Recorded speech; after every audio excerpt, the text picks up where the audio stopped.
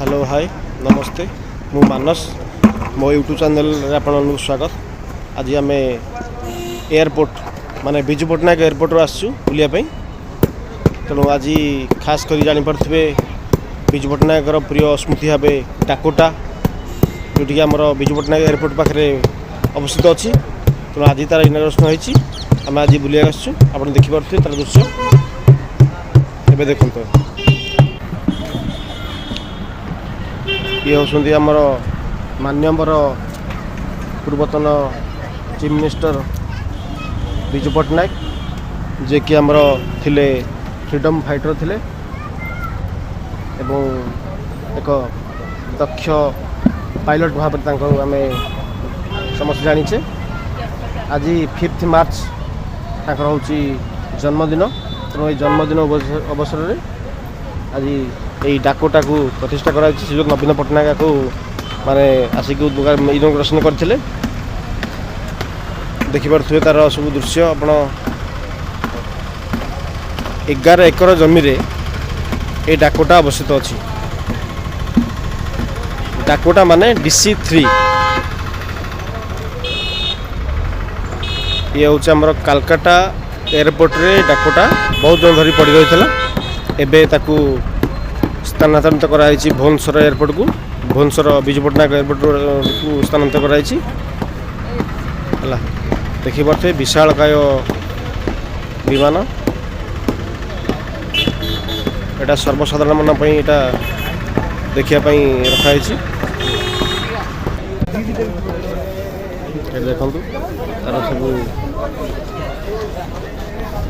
पर देखु विशालकाय पर लंब सर्वसाधारण देखापी यहाँ सब व्यवस्था कराई। देखिपे थर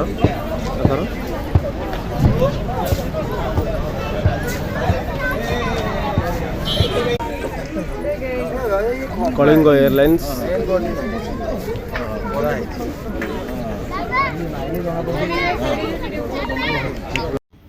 ओडिशार वीरपुत्र प्रबाद पुरुष बिजू पट्टनायक जयंती रे तांको प्रिय डाकोटा विमान को मुख्यमंत्री नवीन पट्टनायक जातीय उद्देश्य समर्पण करछंती। डाकोटा DC-3 जोटा कि बिजू पट्टनायक आंतर्जातिक विमान बंदर रे एही विमान को सर्वसाधारण ओडिया मान सारा देश मान लोकार्पित करछंती। डाकोटा विमान कोलकाता विमान बंदर रे वर्ष वर्ष धरी परित्यक्त अवस्था थिला।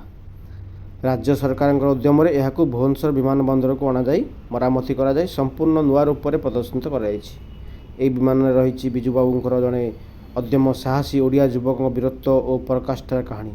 यही विमान में बिजू बाबू तांको पत्नी ज्ञान पट्टनायक सहित इंडोनेशिया जाई सेठाकार स्वाधीनता संग्रामी मानक डच मान कबल मुक्त कर भारत आनी से कहानी। तो पट्टनायक स्मृतिर डाकोटा जहाँ आम DC-3 जाचे आज तार बिजू पट्टनायक पार्क सहित देखिपे प्रतिष्ठा होती।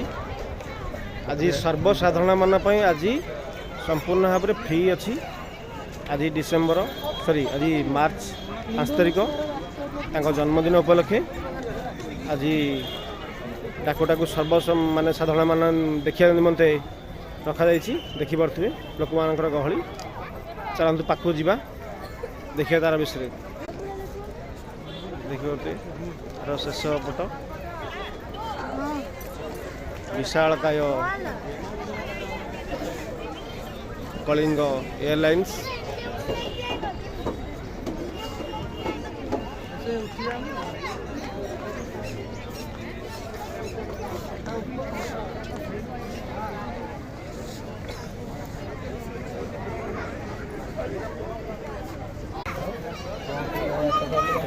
चक्कर साइज के 4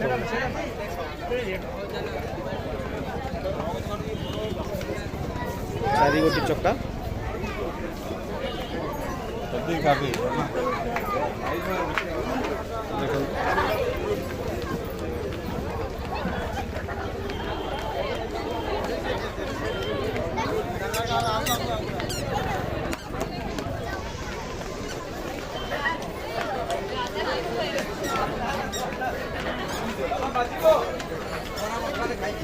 What